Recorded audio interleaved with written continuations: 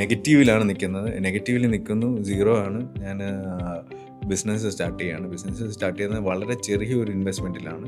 അന്ന് എൻ്റെ കയ്യിൽ ഒരു 50,000 വെച്ചിട്ടുള്ള ഒരു ഇൻവെസ്റ്റ്മെൻറ്റിലാണ് ഞാൻ സ്റ്റാർട്ട് ചെയ്യുന്നത്. പക്ഷേ ഒരേ ഒരു കാര്യമുള്ളൂ, കോൺഫിഡൻസ്. സോളാർ ഇൻഡസ്ട്രിയിൽ ഒരു 1300ഓളം രജിസ്റ്റേർഡ് വെണ്ടേഴ്സ് ഉണ്ട്. ഓക്കെ, അപ്പോൾ അവരൊക്കെ ഓപ്പറേറ്റ് ചെയ്യുന്ന രീതിയിൽ വേണ്ട അജ്മൽ.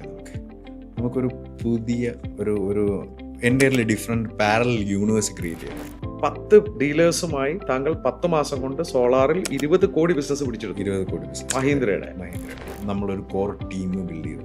ഈ കോർ ടീം ഐഡിയ ഒക്കെ എനിക്ക് സാറിൻ്റെ നിന്ന് കിട്ടിയത് തന്നെയാണ്. Thank you so much sir.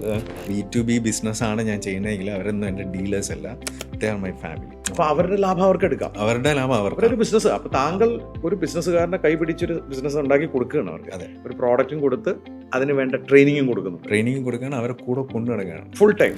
അപ്പോൾ ഇതൊരു 5 വർഷം കൊണ്ട് ഇത് നമ്മൾ ഇൻവെസ്റ്റ് ചെയ്ത പൈസ നമുക്ക് തിരിച്ചു കിട്ടും. പിന്നെയുള്ള പോട്ടെ 25-30 വർഷമൊക്കെ വാറണ്ടി പറയുന്നുണ്ടെങ്കിൽ ഒരു 15 വർഷം കൂടെ ഓടി നിൽക്കുക. ഈ 15 വർഷം നമ്മൾ ഈ അടയ്ക്കേണ്ട കാശ് SIP-ലോട്ട് ഡീവിയേറ്റ് ചെയ്ത് കഴിഞ്ഞാൽ അതൊരു റവന്യൂ മോഡലൂടെയാണ്. സോ ഇത് നമ്മളെ വീട്ടിൽ വെക്കുന്ന ഒരു kind of money making money tree ആണ്. കേരളത്തിൽ മൊത്തം 65 ലക്ഷം വീടുകളാണ്. ഓക്കെ, അതിൽ 2 ലക്ഷം വീടുകളിൽ മാത്രമേ ഇത് ഇപ്പോഴും ഇൻസ്റ്റാൾ ആയിട്ട്. എന്ന് വെച്ചാൽ 63 ലക്ഷം വീടുകൾക്ക് ഇതിനുള്ള സാധ്യതയുണ്ട്. ഇനിയും സാധ്യതയാണ്. ഇന്ത്യൻ മാർക്കറ്റ് എടുക്കുകയാണെങ്കിൽ എന്ത് ശതമാനം പെനിട്രേഷൻ നടന്നത്? 1% മാത്രമേ ഇൻസ്റ്റലേഷൻ ഉണ്ട്. ഇത്ര ഹ്യൂജ് ആയിട്ടുള്ള ഓപ്പർച്യൂണിറ്റിയാണ്. അത് ഭാവിയുടെ പ്രോഡക്റ്റ് ആണ്. ഭാവിയുടെ പ്രോഡക്റ്റ്. അതുകൊണ്ട് സോളാർ ഇഗ്നോർ ചെയ്തുകൊണ്ട് ആർക്കും മുന്നോട്ട് പോകാൻ സാധിക്കില്ല.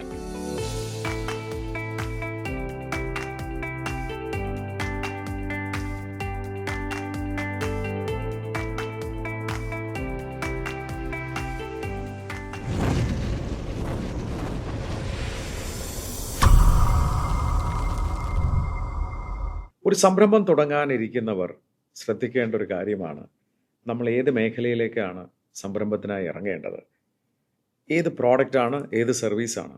നമ്മൾ പറയും ചില പ്രോഡക്റ്റോ സർവീസോ എടുത്താൽ അത് പാസ്റ്റ് പ്രോഡക്റ്റോ സർവീസോ ആയിരിക്കാം, അല്ലെങ്കിൽ പ്രസൻറ്റ് പ്രോഡക്റ്റോ സർവീസോ ആയിരിക്കാം, അല്ലെങ്കിൽ ഫ്യൂച്ചർ പ്രോഡക്റ്റോ സർവീസോ ആയിരിക്കാം. എന്താണ് ഇതിൻ്റെ? ചിലത് ഡൈയിങ് ആയിരിക്കാം, പണ്ട് അതിന് പ്രസക്തി ഉണ്ടായിരുന്നു. ചിലതിന് ഇന്ന് പ്രസക്തിയുണ്ട്, നാളെ ഉണ്ടാവണം നിർബന്ധമില്ല. ചിലത് നാളേക്കുള്ള പ്രോഡക്റ്റ് ആയിരിക്കാം. എന്ന് വെച്ചാൽ ലോകം കീഴടക്കാൻ പോകുന്ന ചില പ്രോഡക്റ്റോ സർവീസോ ആയിരിക്കാം. ഇത് കണ്ടെത്തലാണ് സംരംഭകരുടെ ജോലി. ഹായ്, ഞാൻ Shameem Rafi, corporate trainer, business coach. സ്പാർക്കുള്ള ഒരു പുതിയ എഡിഷനിലേക്ക് സ്വാഗതം.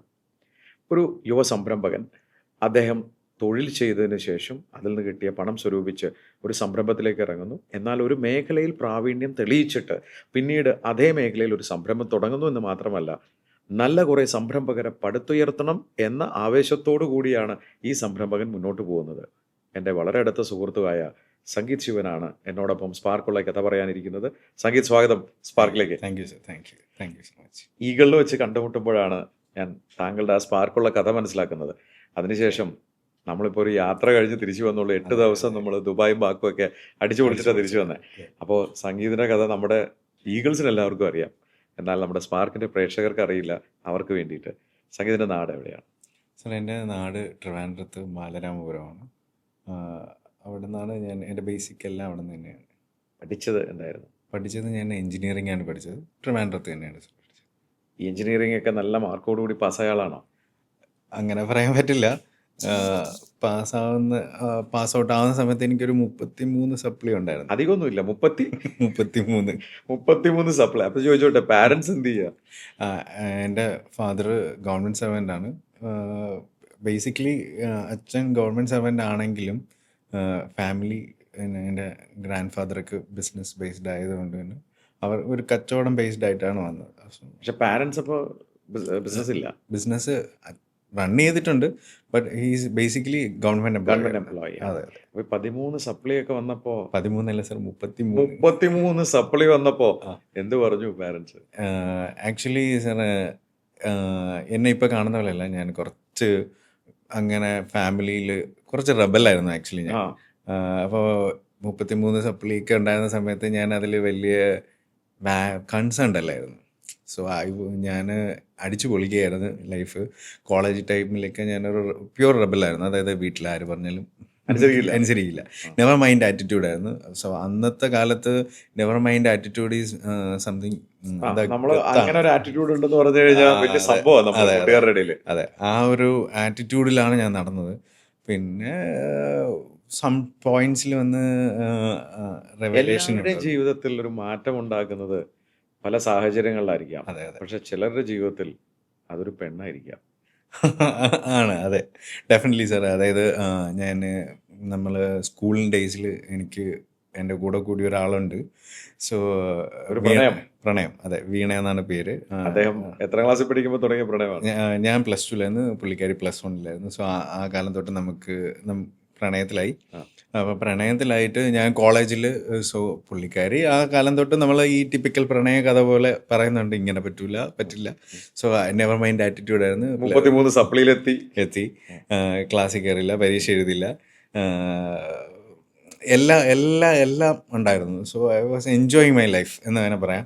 അതിനുശേഷം ഒരു ഫൈനൽ ഇയറിലായ സമയത്താണ്, അപ്പോൾ പ്രായം മാറിയല്ലോ. സോ ഷീ വാസ് ഓൾസോ എന്നെക്കാൾ 1 വയസ്സിന് ഇളയതാണ്. അപ്പോൾ പുള്ളിക്കാരിക്ക് മാരേജിലോട്ടുള്ളൊരു പോയിന്റിലോട്ട് വന്നപ്പോഴത്തേക്കാണ് സോ ഇനി ഇങ്ങനെ പറ്റില്ല എന്നുള്ളൊരു സിറ്റുവേഷൻ വരുന്നത്. പിന്നെ ഞാൻ അടുത്ത നെക്സ്റ്റ് സീസൺ ഓഫ് എക്സാം ഉണ്ട്. അത് നമുക്ക് ഓരോ എഞ്ചിനീയറിങ്ങിന് എക്സാം സീസൺസ് ആണ്. ആ ഒറ്റ ഇയറിൽ ഞാൻ ഈ 33 ക്ലിയർ ചെയ്തു.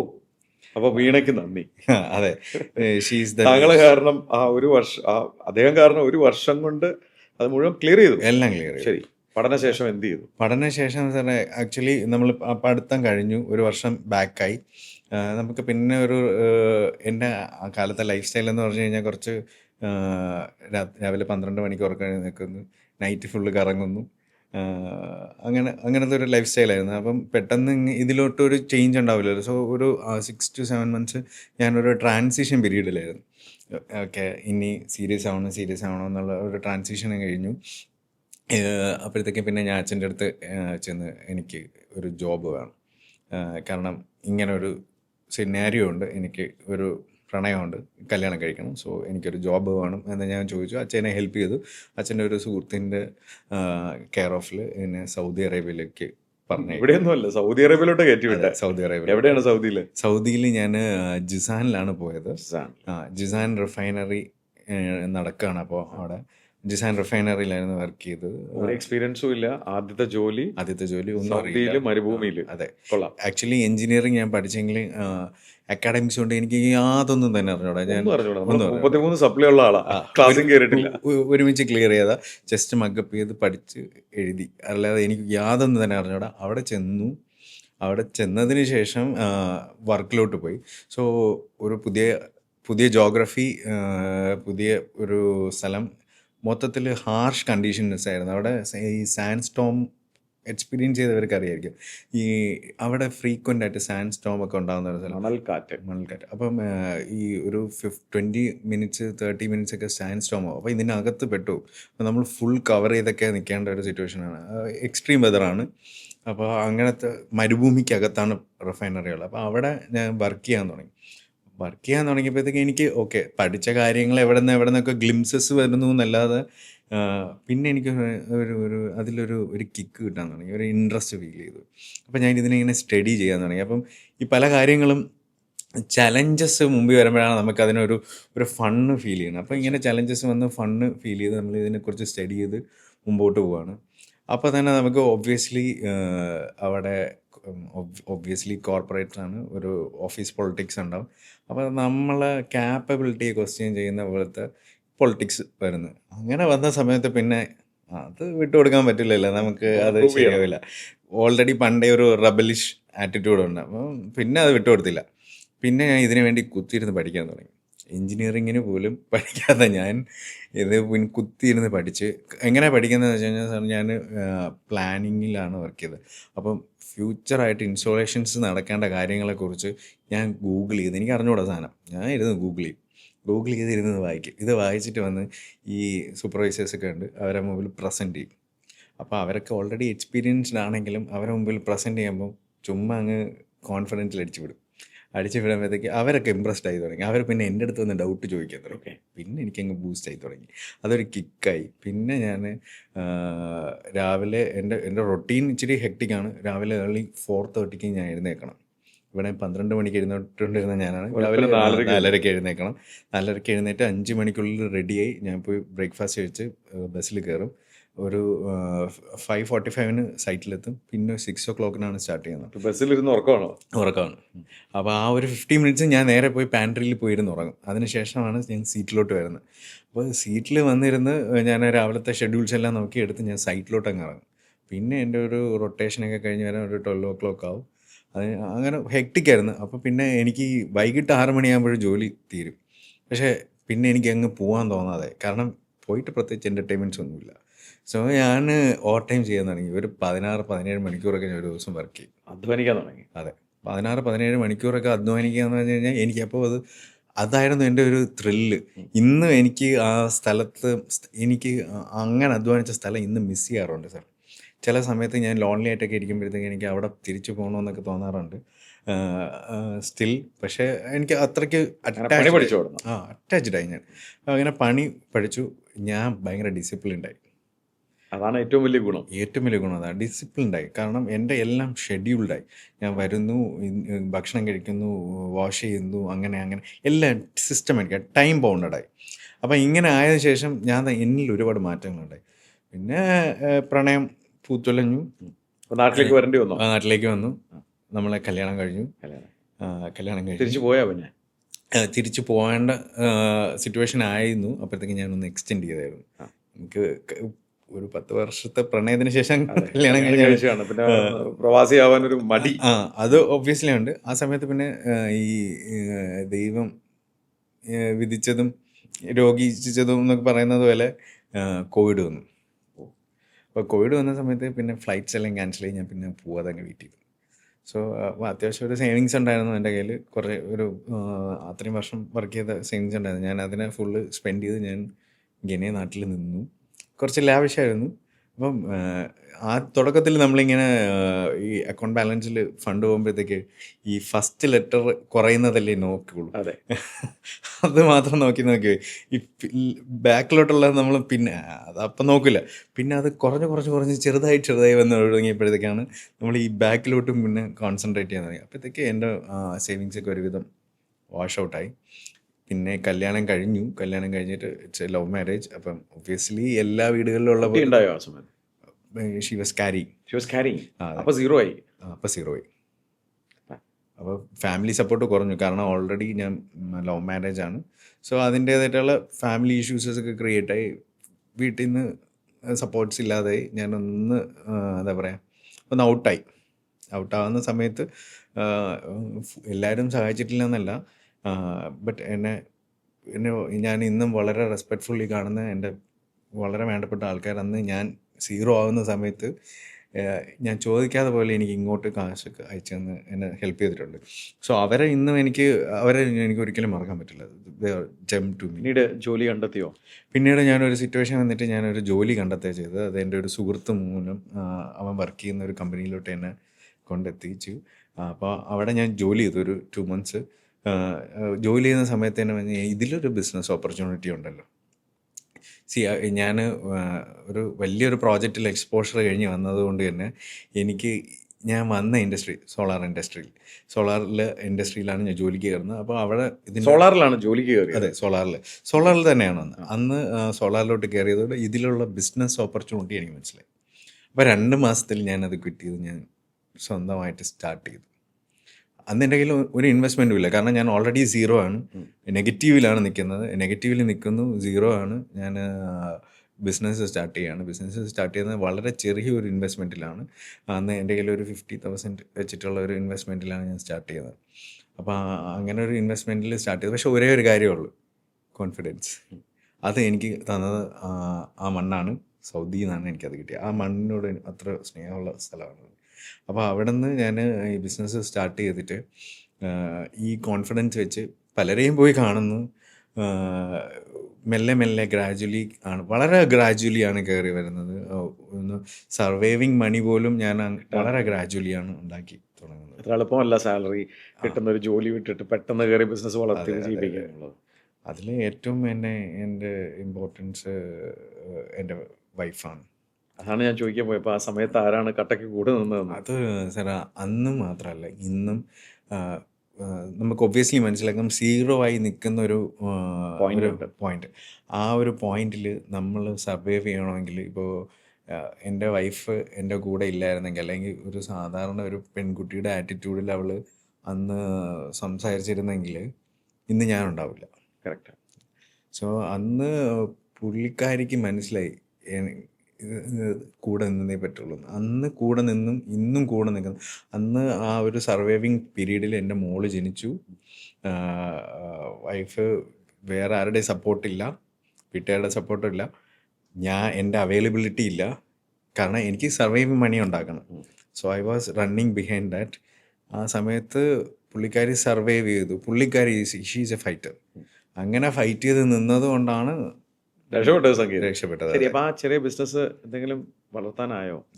സാർ ആ ബിസിനസ് വളർത്താനായോ എന്ന് ചോദിച്ചു കഴിഞ്ഞാൽ ആ ബിസിനസ് എനിക്ക് ശരിക്കും സക്സസ്ഫുള്ളി കൊണ്ടുപോകാൻ പറ്റിയെന്ന് ഞാൻ പറയൂല.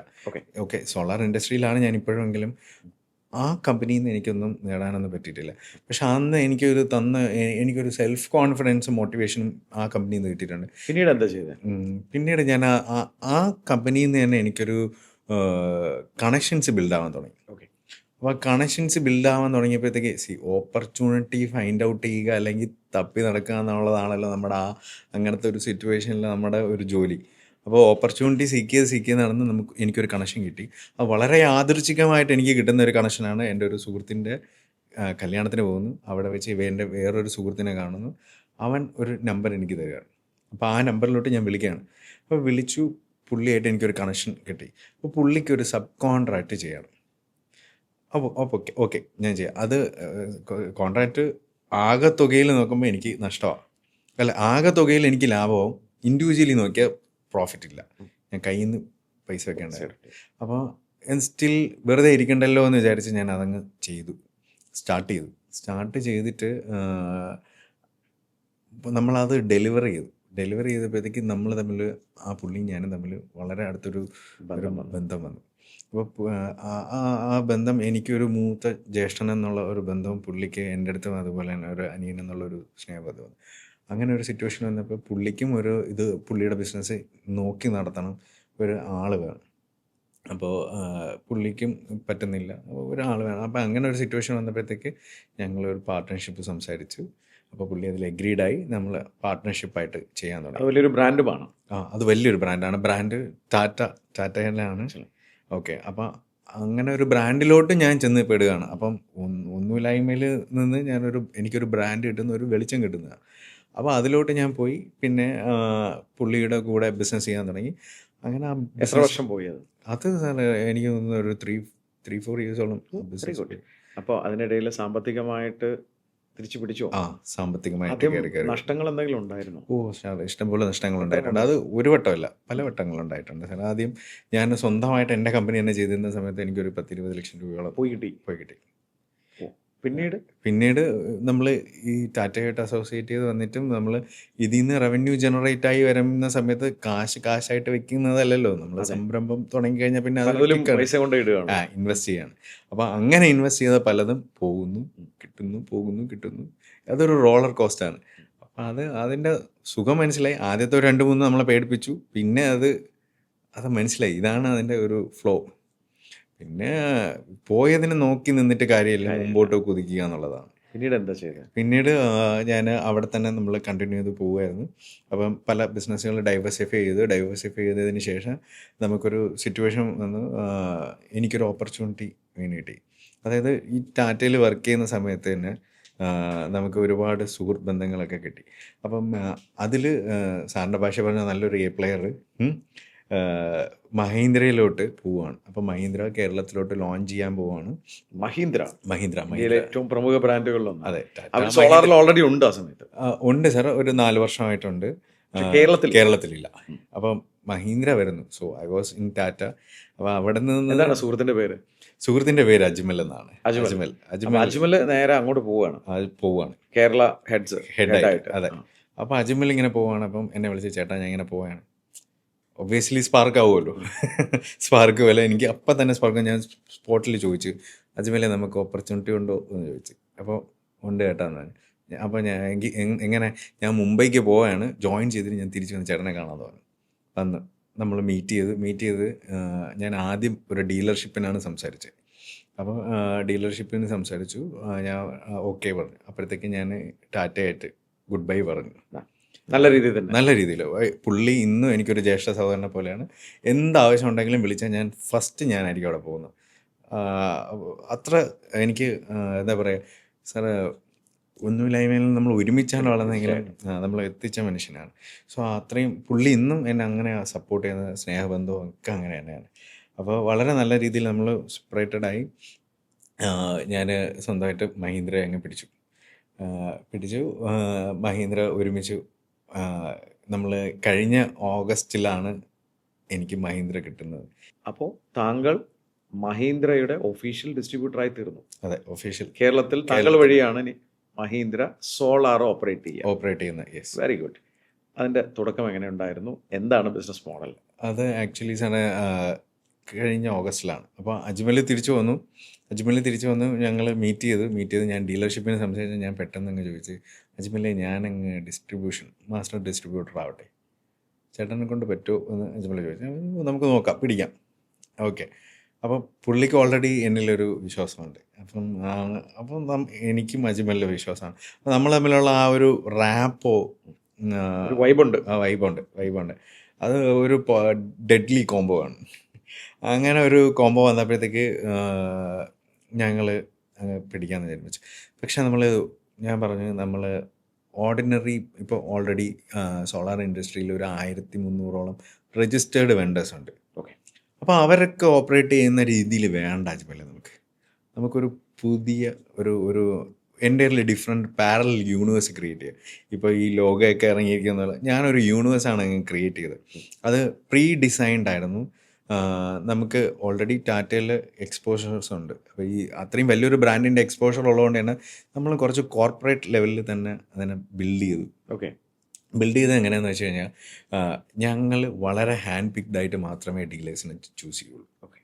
അതും ഫിനാൻഷ്യലി സൗണ്ട് ആയിട്ടുള്ളവരുമല്ല, ഒരുപാട് ബിസിനസ് ചെയ്യുന്നവരുമല്ല, വളരെ ന്യൂലി സർവൈവിങ് ബിസിനസ്സുകാർ.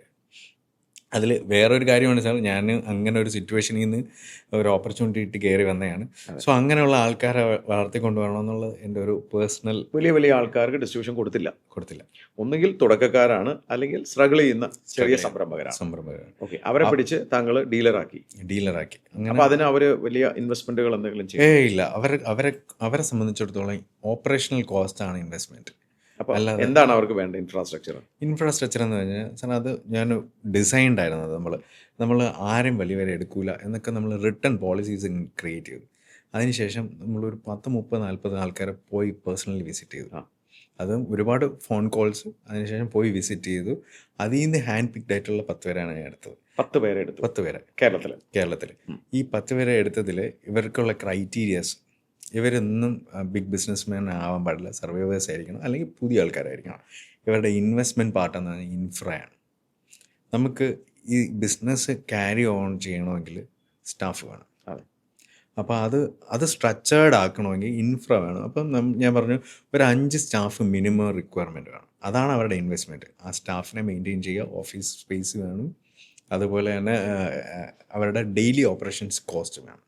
അപ്പോൾ ചെറിയൊരു വർക്കിംഗ് ക്യാപിറ്റൽ വേണ്ടി വരും അവിടെ. ചെറിയൊരു വർക്കിംഗ് ക്യാപിറ്റൽ. പക്ഷെ എന്നാൽ വേറെ ഡെഡ്ലി ഇൻവെസ്റ്റ്മെന്റ് ഒന്നുമില്ല, വലിയ ക്യാപിറ്റൽ ഇൻവെസ്റ്റ്മെന്റ് വേണ്ട. 10 പേരെ കണ്ടുപിടിച്ചു. ഓക്കെ. എന്നിട്ട് രക്ഷപ്പെട്ടോ? പിന്നെ എല്ലാവരും ഇപ്പോൾ സെറ്റിൽഡാണ്. Very good. അപ്പോൾ കഴിഞ്ഞ ഓഗസ്റ്റിൽ എന്ന് വെച്ചാൽ കഴിഞ്ഞ ഓണത്തിന്റെ സമയത്താണ്, 2024. അന്ന് ഞാൻ ഇതിനു വേണ്ടി ഇറങ്ങിത്തിരിക്കുകയാണ്. പക്ഷെ നമ്മൾ ശരിക്കും കിക്ക് ഓഫ് ചെയ്യുന്നത്, നമ്മൾ ആൾക്കാരെ ഒരു 4-5 പേരെ കണ്ടുപിടിച്ച് ഒരു 35 മെമ്പേഴ്സ് ഉള്ള ഒരു ഗ്രൂപ്പായിട്ട് ക്രിയേറ്റ് ചെയ്ത് നമ്മൾ കിക്ക് ഓഫ് ചെയ്യുന്ന ഒക്ടോബറിലാണ്. നമ്മുടെ കഴിഞ്ഞ ഒക്ടോബറിൽ PGs ഓൾമോസ്റ്റ് ഒരു 11 months 10 months ആയി എന്ന് പറയാം. അതെ. എന്ത് ബിസിനസ് ചെയ്തു ഇപ്പോഴോ സാർ? ഇപ്പോൾ ഈ 10 മാസം കൊണ്ട് നമ്മൾ 20 CR ബിസിനസ് 20 കോടി ചെയ്തായിരുന്നു. 10 ഡീലേഴ്സുമായി താങ്കൾ 10 മാസം കൊണ്ട് സോളാറിൽ 20 കോടി ബിസിനസ് പിടിച്ചെടുത്തു. 20 കോടി ബിസിനസ് മഹീന്ദ്രയുടെ. എക്സലന്റ്. Thank you. അതൊരു ടീം വർക്കാണ്. അപ്പോൾ അത് ടീം വർക്കാണ്. എന്താണ് നിങ്ങൾ മറ്റുള്ളവരുമായിട്ട് വ്യത്യാസം? അത് സാറേ നമ്മളൊരു പ്രോസസ് ഡ്രിവൺ ആണ്. അപ്പോൾ ഞാൻ ഈ പറഞ്ഞ പോലെ മറ്റുള്ളവരെ പോലെ അല്ല. ഇവരുടെ ക്യാപിറ്റൽ ഇൻവെസ്റ്റ്മെൻറ്റ് ഫുൾ ഞാനാണ്.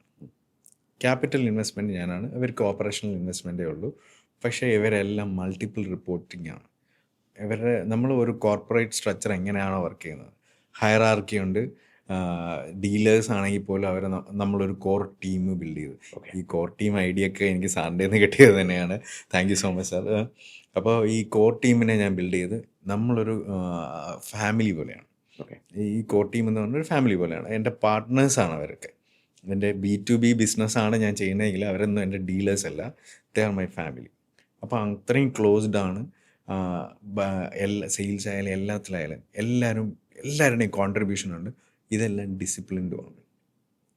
Every day meeting should be happen every day. അതിൽ ഞാൻ ബിസിനസ് ഓണറാണെന്നോ അല്ലെങ്കിൽ ഞാൻ ഇതിൻ്റെ ഓണറാണോ ആറ്റിറ്റ്യൂഡല്ല. They have their roles, they have to do that. അപ്പോൾ സംഗീതത്തെ സംബന്ധിച്ചിടത്തോളം മഹീന്ദ്രയുടെ ഈ സോളാർ എന്ന് പറയുന്ന പ്രോഡക്റ്റ് ഇവർക്ക് കൊടുക്കുമ്പോൾ ഇവരത് അവരുടെ റീജിയനിൽ, ഇപ്പോൾ കേരളത്തിൽ അക്രോസ് കേരളയായോ? അക്രോസ് കേരളയാണ്. ഏതെങ്കിലും ജില്ലകൾ നമുക്ക് ഡെഡിക്കേറ്റഡ് ആയിട്ട് ഇടുക്കിയിലും വയനാട്ടിലും ഇല്ല, പക്ഷെ അത് കവേർഡാണ്. കേരളം മുഴുവൻ ഓപ്പറേഷൻസ് ഉണ്ട്. ഫുൾ. അപ്പോൾ ഈ ഓപ്പറേഷൻസിൽ താങ്കൾ കൊടുക്കുന്നത് ഇവർ അവരുടെ ടീമിനെ വെച്ച് ഓർഡർ എടുത്ത് ഇൻസ്റ്റാൾ ചെയ്യുക എന്നുള്ളതാണ്. പക്ഷെ അതിൻ്റെ ലാഭത്തിൻ്റെ വിഹിതം താങ്കൾക്ക് ഇൻവോൾവ്മെന്റ് ഉണ്ടോ അതിൽ? സർ ആക്ച്വലി ഇത് ഒരു B2B ബിസിനസ്. അപ്പോൾ അവരുടെ ലാഭം അവർക്ക് എടുക്കാം. അവരുടെ ലാഭം അവരൊരു ബിസിനസ്. അപ്പോൾ താങ്കൾ ഒരു ബിസിനസ്സുകാരനെ കൈപിടിച്ചൊരു ബിസിനസ് ഉണ്ടാക്കി കൊടുക്കുകയാണ് അവർക്ക്. അതെ. ഒരു പ്രോഡക്റ്റും കൊടുത്ത് അതിന് വേണ്ട ട്രെയിനിങ്ങും കൊടുക്കുന്നുണ്ട്. ട്രെയിനിങ് കൊടുക്കുകയാണ്, അവരെ കൂടെ കൊണ്ടു നടക്കുകയാണ്. ഫുൾ ടൈം കോർ ടീമാണ്. എവറി 2 days ഹെൽപ്പ് വേണമെങ്കിലും ചെയ്തു കൊടുക്കും. എന്ത് ഹെൽപ്പ്. ഇൻസ്റ്റലേഷൻ ഒക്കെ ഔട്ട്സോഴ്സ്ഡ് ആയിരിക്കാം. ഔട്ട്സോഴ്സ്ഡ് ആണ്. പക്ഷേ ഈ പ്രോഡക്റ്റിന് മഹീന്ദ്ര ഗ്യാരണ്ടി കൊടുക്കുന്നുണ്ട്. മഹീന്ദ്രയാണ് സാർ ഗ്യാരണ്ടി കൊടുക്കുന്നത്. നമുക്ക് അതിലൊക്കെ ഒരുപാട് അഡ്വാൻറ്റേജസ് ഉണ്ട് ഫ്രം ബ്രാൻഡ്. ഒബ്വിയസ്ലി അവരൊരു ഇന്റർനാഷണൽ ബ്രാൻഡ് ആയതുകൊണ്ട് തന്നെ അവർ ഒരുപാട് റെസ്പോൺസിബിലിറ്റി. എത്ര വർഷത്തെ? അവർ 30 years ആണ് വാറണ്ടി പറയുന്നത്.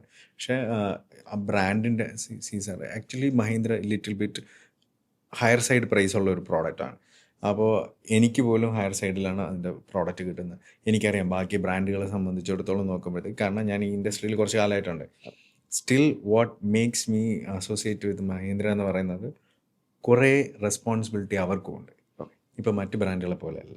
ഇവർക്ക് അവരുടെ നമ്മളുടെ എൻഡ് കസ്റ്റമറിൽ അവർ കമ്മിറ്റഡ് ആണ്. അത് നമുക്ക് സീരിയസ്.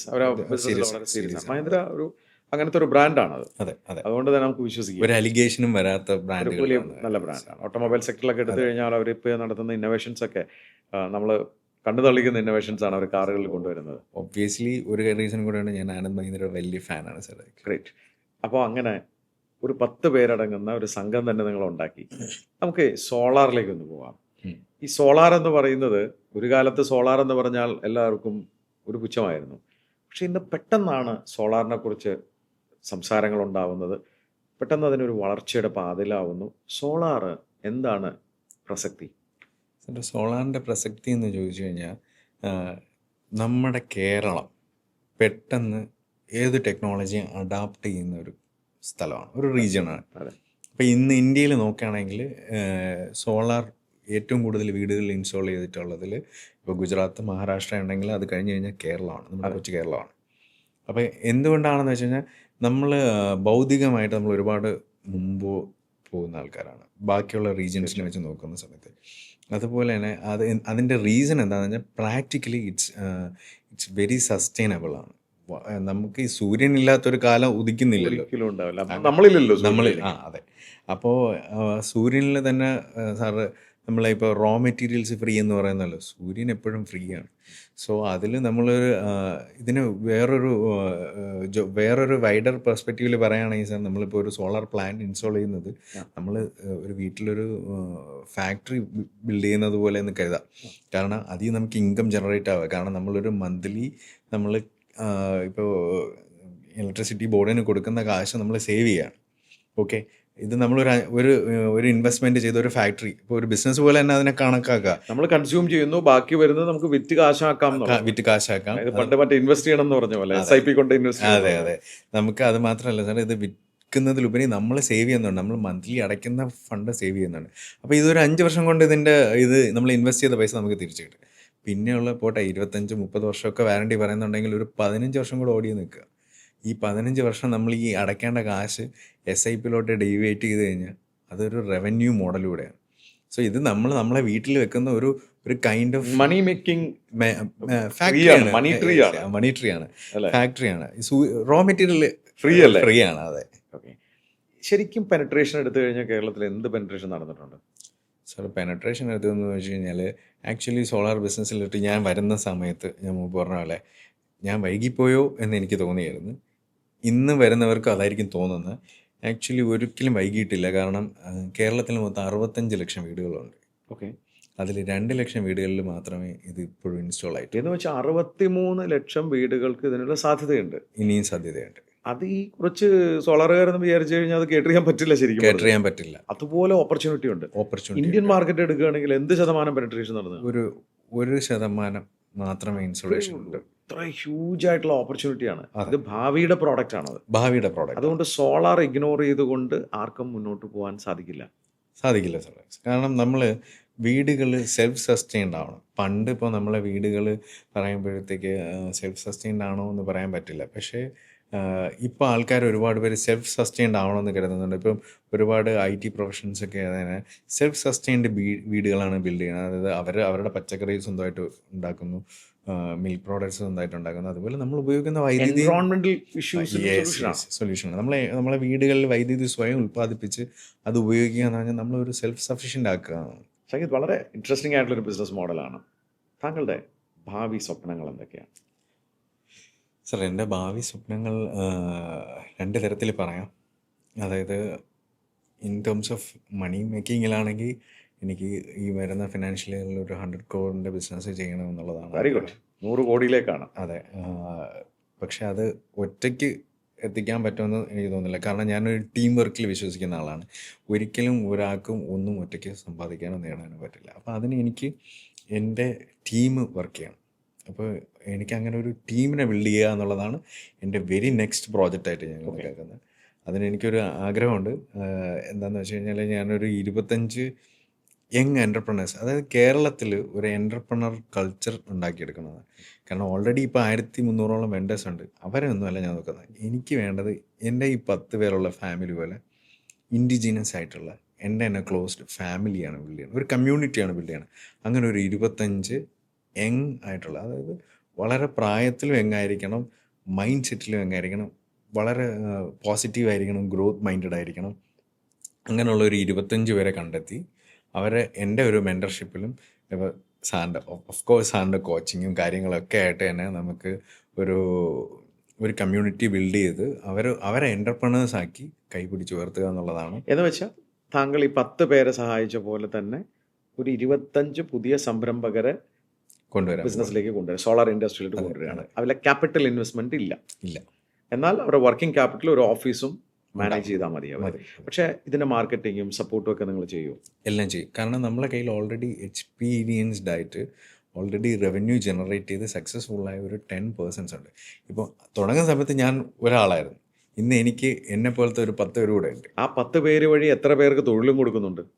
ഇന്ന് നമ്മളെ കേരളത്തിൽ ഒരു അറൗണ്ട് 90-95 ഒരു സംഗീത് ശിവൻ കാരണം 95 പേർക്കാണ് തൊഴിൽ കൊടുക്കുന്നത്.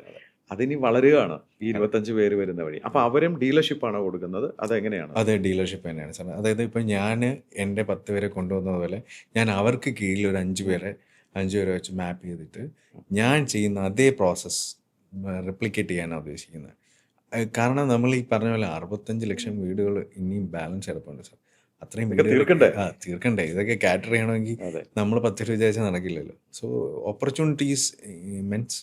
അപ്പോൾ അത് വളരെ പോസിറ്റീവ്ലി കാരണം ഇത് എപ്പോഴും നമ്മൾ ബിസിനസ് ചെയ്യുന്ന സമയത്ത് ഞാൻ മനസ്സിലാക്കിയത് കാര്യം എന്ന് പറഞ്ഞാൽ വളരെ പോസിറ്റീവ് ആറ്റിറ്റ്യൂഡ് ഉണ്ടാകും. നമുക്ക് ഒരുപാട് നെഗറ്റീവ് സിറ്റുവേഷൻസ് വരും. കാരണം ഞാൻ നേരത്തെ പറഞ്ഞ പോലെ ഈ റോളർ കോസ്റ്റിൽ കയറി എനിക്ക് ഒരുപാട് എക്സ്പീരിയൻസ് ആയപ്പോൾ എനിക്കിത് മനസ്സിലായി. കയറേ ഇറങ്ങും, വീണ്ടും കയറണം. ആ കയറാൻ മൈൻഡുള്ള ആൾക്ക് അതൊരു പോസിറ്റീവ് ആറ്റിറ്റ്യൂഡുള്ള ആക്കേ പറ്റുള്ളൂ, അല്ലെങ്കിൽ തളർന്നു. സംഗീത് വളരെ ചെറിയ രീതിയിൽ തുടങ്ങി, ആദ്യം ഒന്ന് പരീക്ഷണം നടത്തി, ഫെയിലിയറായി. എന്നാൽ ഒരു ബ്രാൻഡിൻ്റെ കൂടെ നിന്ന് 4 വർഷം കൊണ്ട് പഠിച്ച ഒരു മേഖലയിൽ പിന്നീട് അവസരങ്ങൾ വന്ന് മുട്ടുമ്പോൾ അത് അവസരമാണെന്ന് തിരിച്ചറിഞ്ഞ് ചാടി കയറി പിടിച്ചോളണം എന്ന് പറയുന്ന പോലെ മഹീന്ദ്രയുടെ കൈ പിടിച്ചിട്ടാണ് 10 മാസം കൊണ്ട് 10 പേരടങ്ങുന്ന ഒരു കോർ ടീമിനെയും ബിൽഡ് ചെയ്തുകൊണ്ട് 20 കോടി വിറ്റുവരവ് ഉണ്ടാക്കിയെങ്കിൽ ഒരു 25 പേരും കൂടി കൈപിടിച്ചാൽ 100 കോടി എത്തും ഉറപ്പായിട്ട്. അത് അവരെ സഹായിക്കുകയും ചെയ്യും. അതെ. അതിന് വാതിൽ തുറന്നിടുകയാണ്. അതെ. എന്താണ് നിങ്ങളുടെ സ്ഥാപനത്തിന്റെ പേര്? എൻ്റെ സ്ഥാപനത്തിൻ്റെ പേര് ഇമാർട്ട് അസോസിയേറ്റ്സ് എന്നാണ്. EMart associates. EMart associates. ഈ ഇമാർട്ട് അസോസിയേറ്റ്സ് മഹീന്ദ്രയുടെ കേരള സൂപ്പർ സ്റ്റോക്കിസ്റ്റ്. സൂപ്പർ സ്റ്റോക്കിസ്റ്റാണ്. ആ വളർച്ചയുടെ ഭാഗമാവാൻ താങ്കൾ ക്ഷണിക്കുന്നത് 25 യുവ സംരംഭകരെയാണ്. അതെ. അവരുടെ കൈപിടിച്ച് വളർത്തും, വിജയിപ്പിക്കുമെന്ന് പൂർണ്ണ വിശ്വാസമുണ്ട്. പൂർണ്ണ വിശ്വാസമുണ്ട്. അദ്ദേഹം ആദ്യം നല്ല ഉഴപ്പനായിരുന്നു. 1, 2 അല്ല 33 സപ്ലി അടിച്ച്. എന്നാൽ ഇന്ന് അദ്ദേഹത്തിൻ്റെ പത്നിയായ, അന്ന് കാമുകിയായിരുന്ന അവർക്ക് വേണ്ടിയിട്ട് സപ്ലി എല്ലാം 1 വർഷത്തിനുള്ളിൽ എഴുതിയെടുത്തു എന്ന് മാത്രമല്ല, ഡിസിപ്ലിൻ അല്ലാത്തൊരു ലൈഫ്, പ്രവാസിയായി സൗദിയിൽ പോയി മരുഭൂമിയിൽ അധ്വാനിച്ച് 10-17 മണിക്കൂറൊക്കെ വർക്ക് ചെയ്തിട്ടാണ് അദ്ദേഹത്തിൻ്റെ ജീവിതം തിരിച്ചു പിടിച്ചത്. പിന്നീട് തിരിച്ചു വന്ന് കിട്ടിയ ഒരവസരം മുതലെടുത്ത് മഹീന്ദ്ര എന്ന് പറയുന്ന, നമുക്കൊക്കെ അഭിമാനമുള്ള മഹീന്ദ്ര എന്ന ബ്രാൻഡ്, ആ ബ്രാൻഡിന് കേരളത്തിലേക്ക് കൊണ്ടുവരുന്നു. 10 സംരംഭകർക്ക് അവസരം കൊടുക്കുന്നു. അതിലൂടെ നമുക്കൊക്കെ ഞെട്ടലുളവാക്കുന്ന കാര്യമാണ്. കേരള മാർക്കറ്റിൽ ഒരു 10 മാസം കൊണ്ട് 10 പേരെയും കൊണ്ട് 20 കോടി വിറ്റുവരവിലേക്ക് എത്തുന്നു. കൂടാതെ അദ്ദേഹത്തിൻ്റെ ആശയം നല്ലതാണ്. യുവ സംരംഭകരെ, എക്സ്പീരിയൻസ് ഇല്ലാത്തവരായിരിക്കാം, ചെറിയ സംരംഭം തുടങ്ങി സ്ട്രഗിൾ ചെയ്യുന്നവരായിരിക്കാം, അങ്ങനെയുള്ള 25 പേരെ എടുത്ത് ഹാൻഡ് ഹോൾഡ് ചെയ്ത് അദ്ദേഹത്തിൻ്റെ കോർ ടീമിലേക്ക് മിങ്കിൾ ചെയ്യിച്ച് ഹാൻഡ് ഹോൾഡ് ചെയ്തുകൊണ്ട് ഒരു വളർച്ചയുടെ പാതയിലാണ്. സംഗീത് വളരെ ഇൻസ്പയറിംഗ് ആയിട്ടുള്ള സ്റ്റോറിയാണ്. എൻ്റെ വളരെ അടുത്തൊരു സുഹൃത്തുമാണ് താങ്കൾ. എൻ്റെ കോച്ചിങ് റെഗുലറായിട്ട് അറ്റൻഡ് ചെയ്യുന്ന ഒരാളെന്ന നിലയ്ക്കും താങ്കളുടെ വിഷൻ വളരെ ക്ലിയർ ആണ്. പലപ്പോഴും ഈ 10 പേരെയും എൻ്റെ പല ട്രെയിനിങ്ങിലും ഞാനും കണ്ടുമുട്ടിയിട്ടുണ്ട്. അപ്പം അവരൊക്കെ ക്ലോണുകളാണെന്ന് എനിക്ക് തോന്നിയിട്ടുണ്ട്. എല്ലാവരും വളരെ സൗഹൃദവും സ്നേഹവും നിങ്ങളോടുള്ള ആ ഒരു ബഹുമാനമൊക്കെ ഞാൻ കാണാറുണ്ട്. അതുകൊണ്ട് തന്നെ അടുത്ത 25 പേരെ ഞാൻ കാണും എന്നെനിക്ക് ഉറപ്പാണ്. ഉറപ്പായിട്ട് ഞാൻ സാറിൻ്റെ ട്രെയിനിങ്ങിന് കൊണ്ടുവരും. വളരെ സന്തോഷമുണ്ട് താങ്കളെ ഈ ഹോട്ട് സീറ്റിൽ കൊണ്ടുവന്നിരുത്താൻ. അതുകൊണ്ട് തന്നെ താങ്കളുടെ ഈ യാത്രയ്ക്കും താങ്കളുടെ സംരംഭത്തിനും എൻ്റെ വ്യക്തിപരമായ പേരിലും നമ്മുടെ ഈഗിൾ കമ്മ്യൂണിറ്റിയുടെ പേരിലും സ്പാർക്കിൻ്റെ എല്ലാ നല്ല പ്രേക്ഷകരുടെ പേരിലും എല്ലാ ആശംസകളും. Thank you sir. Thank U.